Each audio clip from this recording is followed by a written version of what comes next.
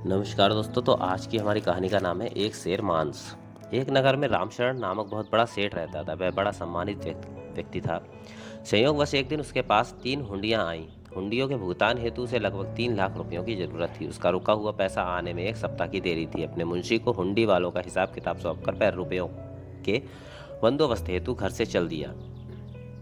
नगर में सेठ रामशरण के बराबर का केवल एक ही सेठ था, जिसका नाम था हरमोहन। वह बहुत धूर्त तथा ईर्ष्यालु था। रामशरण को इस बात का पता था, लेकिन उसके सिवाय कोई दूसरा ऐसा व्यक्ति नहीं था जो 3 लाख रुपए एक साथ दे सके। लाचार होकर रामशरण हरमोहन सेठ के यहाँ गया और 1 सप्ताह के समय पर 3 लाख रुपए उससे उधार मांगे। हरमोहन को जब इस बात का पता लगा तो उसकी बाछें खिल गईं। वह रामशरण को नीचा दिखाना चाहता था। उसकी यह मंशा थी कि किसी तरह रामशरण रास्ते से हट जाए तो वह अकेला दिल्ली का नगर सेठ बन जाए। आज हरमोहन को उचित अवसर मिला। उसने रामशरण से कहा, सेठ जी, आप हमारे यहाँ पहली बार ऋण लेने आए हैं, इसलिए हम आपसे सूद वगैरह भी नहीं ले सकते। आप 3 लाख रुपए खुशी से हमसे ले जाएं, किंतु आपको यह वादा करना होगा कि यदि आपने 1 हफ्ते के पूर्व ही सारा रुपया वापस नहीं किया तो आपके शरीर में से एक शेर मांस जहाँ से हमारी इच्छा होगी काट लेंगे। यदि इसमें आपको किसी प्रकार की कोई आपत्ति हो तो अभी कह दें, अन्यथा फिर कुछ नहीं सुना जाएगा। यह सब सुनकर रामशरण का माथा ठनका। वह हरमोहन के इसी तरह के कई निर्दयतापूर्ण कारनामों का हाल सुन चुका था, लेकिन यह सब होते हुए भी वह रुपया लेने को मजबूर था। उसे उम्मीद थी कि यह हफ्ते के पूर्व रुपया अवश्य जमा हो जाएगा।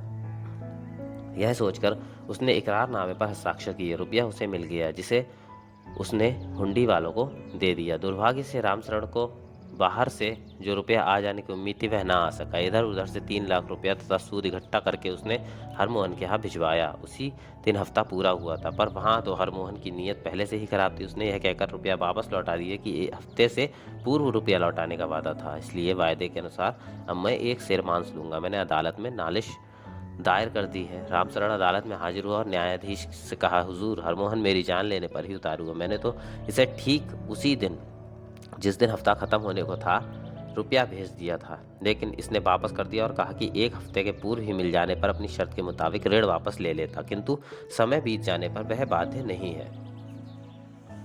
रामशरण ने कहा, हुजूर, अगर यह स्वीकार करे तो मैं अब भी उसका रुपया मैं सूद के देने को तैयार हूँ। हरमोहन ने यह मानने से इनकार कर दिया। न्यायाधीश ने शर्त के मुताबिक एक सार मांस लेने का हुक्म हरमोहन को दे दिया, लेकिन रामशरण मांस देने को राजी नहीं हुआ और उसने अपनी अपील अकबर बादशाह के दरबार में दायर की। अकबर बादशाह ने ऐसी शर्त पहले कभी नहीं सुनी थी। उन्हें बड़ा अचरज हुआ। साथ ही जब उनसे इसका फैसला करने को कहा गया तो अकबर बादशाह ने उसी क्षण बीरबल को बुलाया और उन्हें न्याय करने की आज्ञा दी। बादशाह अकबर का आदेश पाकर बीरबल ने हरमोहन को बुला भेजा और उससे सही हाल सुनाने के लिए कहा। जवाब में हरमोहन ने शर्त वाला इकरारनामा सामने रखकर कहा, समय खत्म हो चुका है और रामशरण ने अभी तक रुपया नहीं दिया है। तय इकरार के अनुसार मैं एक शेर मांस इसके शरीर के किसी भी हिस्से से काट लेने का हकदार हूँ। क्या तुम्हें अपना कुल रुपया मैं सूद के लेना मंजूर है? बीरबल ने हरमोहन से कहा। परंतु हरमोहन तो रामशरण की जान का प्यासा था, न कि रुपयों का। उसने अस्वीकार कर दिया। मुझे न्यायाधीश का फैसला स्वीकार है, इसलिए हरमोहन रामशरण के शरीर में से एक शेर मांस ले ले, किंतु ध्यान रहे, शर्त वाले इकरारनामे में केवल एक शेर मांस के लिए ही लिखा गया है। यदि मांस के साथ जरा भी खून निकला तो हरमोहन का सपरिवार बंद करा दिया जाएगा। अकबर की बात सुनकर हरमोहन घबरा गया और बिना ब्याज लिए अपना रुपया मांगा। इस पर बीरबल ने कहा, नहीं, इकरारनामे की शर्त तुम्हें माननी ही पड़ेगी।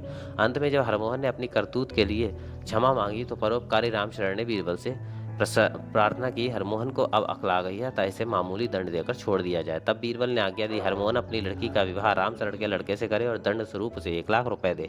इस आदेश को हरमोहन ने सहर्ष स्वीकार कर लिया। इस प्रकार बीरबल ने एक नेक और ईमानदार आदमी की जान बचाकर एक बेईमान को सबक सिखाया।